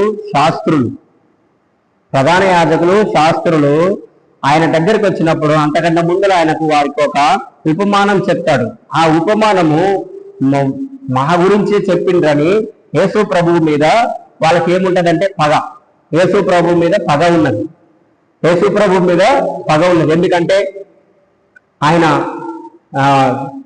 విశ్రాంతి దినమున అందరినీ బాగు చేస్తున్నాడు. లోకమంతా ఆయన వెంట పోతున్నది. మన యొద్దకు ఎవరు రాట్లేరు. ఈయన సమస్తమును బాగు చేస్తున్నాడు. ఈయనను ఎలానైనా పట్టుకోవాలని కుయుక్తి కలిగి, చెడ్డ ఆలోచన కలిగి, మంచి ఆలోచన కాదు, ఇతనిని ఎలానైనా సంహరించాలి, ఇతనిని ఎలానైనా ఉండనీయకూడదని చెప్పేసి, ఇతనిని మాటలోనైనా తప్పు పట్టాలని చెప్పేసి ఇక్కడ ఉన్నటువంటి శాస్త్రులు, ఇంతకుముందుకు నేను ఒక ఇన్సిడెంట్ జ్ఞాపకం చేసిన. ఏంటిదంటే, వ్యభిచారం మందు పట్టబడినటువంటి స్త్రీని యేసు ప్రభు దగ్గరికి ఎందుకు తీసుకొచ్చినారంటే, ఇతడు ఏం చెప్తాడు, ఇతని మాటలలో ధర్మశాస్త్రం విరోధంగా బోధిస్తాడా, లేదంటే ఎలా చెప్తాడు, ఇతన్ని ఎట్లనైనా తప్పు పట్టాలని తీసుకొచ్చినారు. ఇక్కడ కూడా యేసు ప్రభుని మాటలలో తప్పు పట్టాయి అతనిని శిక్షించాలని ఇతని దగ్గరకు వచ్చినప్పుడు వాళ్ళు ఏమని అడుగుతున్నారు? వారి యొక్క హృదయంలో చెడ్డ ఆలోచన పెట్టుకొని ఏమంటున్నారు? అక్కడ 19వ వచనంలో మీరు తర్వాత చదవండి. బలత్కారంగా యేసు ప్రభుని పట్టుకోవాలని ఎదురు చూస్తున్నారట, ఎలానైనా ఇతనిని హింసించాలని. వాళ్ళు ఏం చేస్తున్నారు? ఎలా చెప్తున్నారు చూడండి. దేవుని యొక్క వాక్యము అతని దగ్గరకు వచ్చి, బోధకుడా, కరెక్ట్ గా చెప్తున్నారు, బోధకుడా నువ్వు సత్యవంతుడివి, మన దగ్గరకు కూడా ఇలాగనే నువ్వు మంచివాడివి, నువ్వు మంచి చేసేవాడివే అని. ఇక్కడ కూడా యేసు ప్రభు దగ్గరికి ఏ విధంగా ఈ మాట చెప్పిన వెంటనే ఫ్లాట్ అయిపోతాం, నువ్వు మంచివాడవి అని. తర్వాత చెప్పే మాటలన్నీ విషపూరితమైన మాటలు, అది మనము గ్రహించట్లేదు. ఫస్ట్ చెప్పే ఆ ఒక్క మాటకే మనము ఏమైపోతాము? ఫ్లాట్ అయిపోతాము. అక్కడనే మన జీవితం కొలాప్స్ అయిపోతుంది. చూడండి, సైతాను అవ్వ దగ్గరికి వచ్చినప్పుడు మొట్టమొదటి మాటలోనే ఫ్లాట్ అయిపోయింది. ఆ మొదటి మాటలోనే వినకుండా దూరం వెళ్ళిపోతే బాగుంది. దేవుడు ఆల్రెడీ చెప్పిండు. ఏం చెప్పిండు? నువ్వు ఈ పండు తినమున నువ్వు నిశ్చయంగా చస్తావని. కానీ చూడండి, సైతాన్ ఏం చేసింది? హృదయంలో ఒక తప్పు, ఒక ఏంటిది, అబద్ధము. అతడు అబద్ధికుడు కదా, అబద్ధములు తీసుకొని వచ్చింది. ఓ ఇది నిజమా, దేవుడు చెప్పిందా? చాలా సార్లు నువ్వు ప్రార్థన చేసినప్పుడు నిజంగా నాకు దేవుడు చెప్పిండాను, దేవుడు నాతో మాట్లాడిండని చెప్తే చాలా మంది మనల్ని మీకు నిజంగా దేవుడు చెప్పిండా? సైతాన్లు అలాంటి వాళ్ళు. దేవుడు చెప్పిండా? దేవుడు నీకు చెప్పిండా? ఇక్కడ ఆదాము సైతాను అవరేమని అడుగుతుంది? ఓ దేవుడు అలా చెప్పిండా? అది కానే కాదు, నువ్వు చావనే చావు, నువ్వు చావనే చావు. దేవుడేమో సస్తావని చెప్పిండు, కానీ ఇక్కడ సైతాన్ ఏం చెప్తున్నది? నువ్వు చావనే చావవు. ఇది ఏంటిది? అంతరంగంలో పగ, నిన్ను చంపివేయాలని. ఎలా? ఏ విషయంలో అవ్వని ఆదాముని చంపేసిందంటే శరీరానుసారంగా కాదు, ఆత్మానుసారంగా చంపివేసింది సైతాన్. ఈరోజు చాలా మంది క్రైస్తవులు ఆత్మానుసారంగా జీవించకుండా సాతాను వారిని గుడ్డి వారినిగా చేస్తున్నది. ఆత్మలో జీవించకుండా, ఆత్మానుసారంగా బ్రతకకుండా వారిని పాపంలో నెట్టివేస్తున్నది. ఇక్కడ ఆ దేవుడు ఏం చెప్పిండు? మీరు పండు తీలు దినమున నిశ్చయంగా చచ్చెదరు. ఏ విషయంలో చచ్చిపోయారు వాళ్ళు? శరీరానుసారంగా చచ్చిపోలేదు. వాళ్ళు ఎలా చనిపోయినారు? ఆత్మానుసారంగా. వెంటనే వారికి సిగ్గు అనేది కనిపించింది. వెంటనే వారి యొక్క అన్ని రోజుల వారికి సిగ్గు లేదు, వాళ్ళకి సిగ్గు లేదు. కానీ ఎప్పుడైతే ఆత్మలో ఉన్న వ్యక్తులు శరీరానుసారంగా వచ్చారో అప్పుడే సమస్యలు ప్రారంభమైనవి. అప్పుడే ఆదాము భూమిని దున్నడం ప్రారంభించింది, అప్పుడే కష్టం చేయడం ప్రారంభించింది. నేను కూడా చెప్తున్నాను, ఏ రోజైతే మనం ఆత్మలో నుండి శరీరానుసారమైన బ్రతుకుతామో, శరీరానుసారంగా జీవిస్తామో, ఆ రోజు నుంచి మీ జీవితంలో కష్టములు ఎదురవుతాయి, సమస్యలు ఎదురవుతాయి, ఇబ్బందులు ఎదురవుతాయి, బాధలను అనుభవించాల్సి వస్తుంది. కానీ దేవుని యొక్క వాక్యం ఏం చెప్తుంది? ఆత్మానుసారంగా నడువుడి, దేవుని యొక్క వాక్యానుసారంగా నడువుడి, అప్పుడు మీరు వాటన్నిటిని జయిస్తారన్నాడు. కానీ ఇక్కడ అవ్వ దేవుని యొక్క వాక్యముని ఆజ్ఞ అతిక్రమమే పాపం చేసేసింది. దేవుని మాటను మర్చిపోయేలాగా చేస్తుంది. అబద్ధం ఏం చేస్తుంది? అంతరంగంలో పాపం ఏం చేస్తుంది? దేవుణ్ణి మనం మర్చిపోయేలాగా చేస్తుంది. ఇక్కడ చూడండి, ఇక్కడ శాస్త్రులు పరిచయులు యేసు ప్రభు దగ్గరకు వచ్చి ఏమంటున్నారు? బోధకుడా, నువ్వు సత్యమే, నువ్వు నిజమే చెప్తున్నావు, నువ్వు మోమాటం లేని వాడివి. మనము కైసరికి పన్ను ఇవ్వాలా ఇవ్వద్దా? మనం ట్యాక్స్ పే చేయాలా పే చేయకూడదా? సుంకము కట్టాలా కట్టకూడదా? మనం కూడా చాలా మంది మోసం చేస్తుంటారు. అధికంగా డబ్బులు సంపాదించినప్పుడు ఏంటిది ట్యాక్స్ ఇవ్వకుండా దేవుని యొక్క వాక్యం దేవునికి ఇవ్వండి. చాలా మంది దేవునికి ఇవ్వకుండా దాచుకుంటాము. అదేంటిదంటే అంతరంగంలో మనము ఏళ్ళు లెక్కలు పెట్టుకుంటున్నాం, అంతరంగంలో లెక్కలు చూసుకుంటున్నాం. దేవుని యొక్క వాక్యం సామెతలు 23వ అధ్యాయంలో ఉన్నది. అంతరంగంలో లెక్కలు చూసుకుని వాడు దానిని కట్టివేస్తాడని. అది ఎలా కట్టివేస్తాము? అనారోగ్యం ద్వారానైనా, ఇబ్బందుల ద్వారానైనా, సమస్యల ద్వారానైనా, ఎవరి ద్వారానైనా వస్తాయి ఆ సమస్యలు నీకు. మనం ఊరిక రోడ్డు మీద వెళ్తుంటే ఏదో ఒకటి కావచ్చు. దేవునికి ఇవ్వాల్సిన దేవునికి ఇవ్వమని చెప్పిండు. దేవుడికి ఇవ్వకుండా మనం దాచుకొని అంతరంగంలో పెట్టుకుంటే అది దేవుడు ఏమంటున్నాడు? ఎలాగైనా కట్టివేస్తావు, ఎలాగైనా కట్టివేస్తావు, తప్పకుండా అది జరుగుతుంది. సో ఇక్కడ దేవుడు ఏం చెప్తున్నాడు? నువ్వు మోమాటం లేని వాడివి, నీ మాటలు మీకు తప్పు పట్టాలి.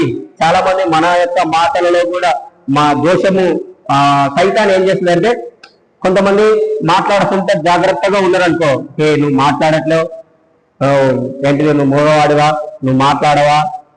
ఎందుకు?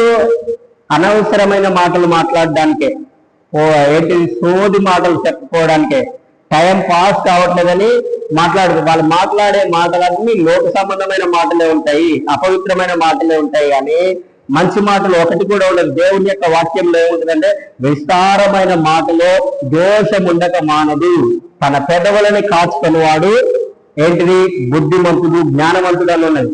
ఎవరైతే తక్కువగా మాట్లాడతాడో వానికి సహవాసం చేయండి. ఊరికే మాట్లాడుతుంటారు అనవసరంగా, ఏం లేకున్నా. ఒకరిని ఏం చేస్తుంటారు? ఒకరిని మన మధ్యలో లేనప్పుడు వారి గురించి మాట్లాడుకొని, వారి గురించి చెడుగా మాట్లాడుకొని నవ్వుతూ ఉంటారు, హేళన చేస్తూ ఉంటారు. సో అది డేంజర్. బుద్ధిహీనులని దేవుని యొక్క వాక్యంలో, భక్తిహీనులని దేవుని యొక్క వాక్యంలో. అలాంటి వారు మన మధ్యలో లేని వ్యక్తి గురించి మనము మాట్లాడితే అది అంట బుద్ధిహీనత, లేదంటే భక్తిహీనత. తప్పకుండా దాని యొక్క శిక్ష ఫలము మనము పొందుకుంటామని దేవుని యొక్క వాక్యములు ఉన్నది. కనుక మన మధ్యలో లేని వ్యక్తుల గురించి మనం మాట్లాడకూడదు. ఒకవేళ అతనిలో నీకు నచ్చనిది ఏదైనా ఉంటే నేరుగా వెళ్ళి చెప్పమన్నాడు, డైరెక్ట్ వెళ్ళి చెప్పు. కానీ వెనకాల బ్యాక్ బైటింగ్ చేయొద్దు అంటున్నాడు, బ్యాక్ స్లైడింగ్ చేయొద్దు అంటున్నాడు. అది డేంజర్. కారణం ఏంటిదంటే నీ అంతరంగంలో అతని మీద చెడు విషం ఉన్నది. ఆ విషముని నువ్వు ఇతరులకి స్ప్రెడ్ చేసేస్తున్నావు. పాయిజన్. ఇతరులతో అతడు మంచిగా ఉండొచ్చు, నీతో చెడుగా ఉండొచ్చు. ఒకవేళ నీకు అతనికి మంచిగా లేకపోవచ్చు, కానీ అతనితో మంచిగా ఉండొచ్చు. కానీ నువ్వు చెప్పిన ఆ మాటని బట్టి అతడు ఏం చేస్తాడు? ఇతని మీద హేట్రేడ్ వస్తుంది. అతనికి కూడా ఏమొస్తుంది? ఇతడు ఇలాంటి వాడా, ఇతడు ఇలాంటి దుర్మార్గుడా అనే విషయం నువ్వు అతనికి స్ప్రెడ్ చేసేస్తున్నావు. డేంజర్. ఇక్కడ చూడండి, యేసు ప్రభువుని ఏం చేద్దాం అనుకుంటున్నారు వాళ్ళు? మాటల చేత. నిన్ను కూడా సైతాను ఊరికి అనవసరమైన మాటల చేత, ఎందుకు ఊరికి మాట్లాడు ఏం మాట్లాడతలేవు అని అంటారు. చూసినావా? దేనికోసం అంటే సాతాను నిన్ను తన మాటలలో చికించుకోవటానికి. ఏదైనా ఒక అపవిత్రమైన మాట మాట్లాడతావని, లేదంటే ఏదైనా ఇతరుల గురించి చెడు చెప్తావని, లేదంటే నీ అంతరంగంలో ఉన్న బుద్ధిహీనత బయటికి రావడానికి సైతాన్ ఏం చేస్తుందంటే నీ మాటలను ఉపయోగిస్తుంది. యాక్చువల్ గా సైతానికి నీ యొక్క అంతరంగంలో ఉన్న నీది కూడా తెలియదు, దేవునికి మాత్రమే తెలుసు. కానీ సైతానికి అది ఎప్పుడు తెలుస్తుందంటే, నువ్వు ఎప్పుడైతే నోరు తెరిచి మాట్లాడతావో, నీ నోటితో మాట్లాడినప్పుడే నీ యొక్క బుద్ధిహీనత అనేది, నువ్వు దేనికి భయపడుతున్నావు, నువ్వు ఏ సమస్యకు చింతపడుతున్నావు, నీ యొక్క హృదయంలో ఉన్న చింత దానికి తెలియదు. కానీ నువ్వు ఎప్పుడైతే నోటితో ఒప్పుకుంటున్నావో అప్పుడు ఈమెకి ఈ చింత ఉన్నదా, ఇతనికి ఈ బాధ ఉన్నదా, ఈమెకి ఈ దుఃఖం ఉన్నదా అని చెప్పేసి వెంటనే తన యొక్క దురాత్మలని విడుదల చేస్తుంది. వెళ్ళు ఇంకా బాగా అధికం చేయి. చూడండి, ఇక్కడ మాటలలో యేసు ప్రభుని పట్టుకోవాలని వాళ్ళు వచ్చారు. దయ్యములు కూడా అంతే, మాటల చేత. నేను పొద్దుపోవట్లేదు రా అని చెప్పేసి మన ఇంటిలో ఉన్న మన ఇంటిలో ఉన్నటువంటి సుత్తి, నీ భర్త నిన్ను ఇంట్లో చూస్తున్నాడు, లేదంటే మన ఇంట్లో ఏ గొడవలు అవుతున్నాయి, ఏ విధంగా ఉంటుంది అనేది ఫస్ట్ ఏం చేస్తుంది, నీ మనసులో ఏ విధంగా, నీ మనసు ఏంటిదో తెలుసుకోవడానికి ప్రయత్నం చేస్తుంటది. అనవసరమైన మాటలు నిన్ను ఏం చేస్తాయంటే చిక్కులు పెడతాయి. సో వాటికి మనం ఎంత దూరంగా ఉంటే మనల్ని అంత కాపాడుకున్నట్టే. తన నాలుకను భద్రం చేసుకుని వాడు తన జీవితమునకు ఉపకారి అని ఉంటది, తన ప్రాణములకు ఉపకారి అని ఉంటది. తన ప్రాణములకు నువ్వే మేలు చేసుకుంటున్నావు అని దేవుని యొక్క వాక్యంలో ఉన్నది. ఎవడైతే ఊరికగా అనవసరంగా మాట్లాడతాడో తన ప్రాణానికి అతడే తన జీవితాన్ని నష్టపరుచుకుంటున్నాడని దేవుని యొక్క వాక్యంలో ఉన్నది. సో ఇక్కడ యేసు ప్రభు ఏం చేసినాడు, దేవుని యొక్క వాక్యంలో ఉంది, బుద్ధిహీనులంట ఇలాంటి మాటలలో పడిపోయి తనములను తామే నాశనం చేసుకుంటారంట. కానీ జ్ఞానం కలిగిన వ్యక్తి, తెలివి కలిగిన వ్యక్తి, దేవుని నుండి భయభక్తులు కలిగిన వ్యక్తి ఇలాంటి వాటి నుండి తనను తాను కాపాడుకుంటాడు.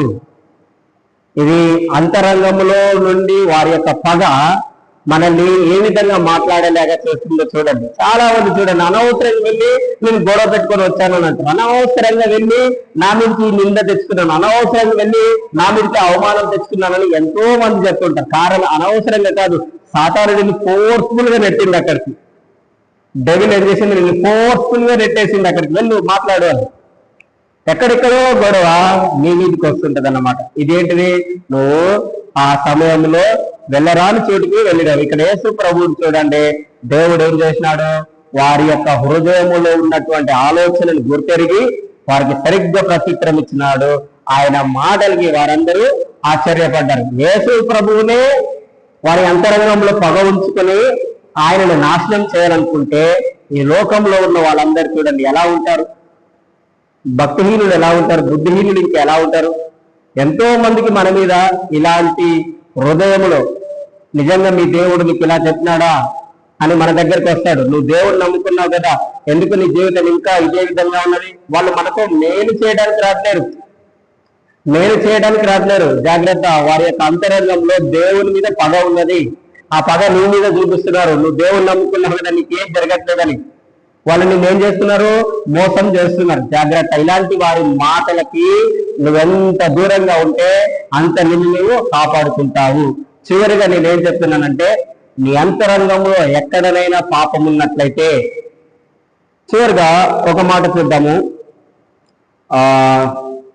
కీర్తన 12వ అధ్యాయము 2వ వచనం,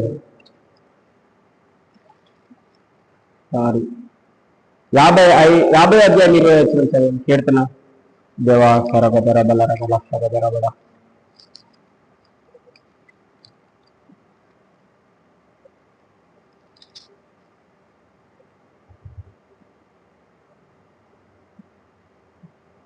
మరగదలను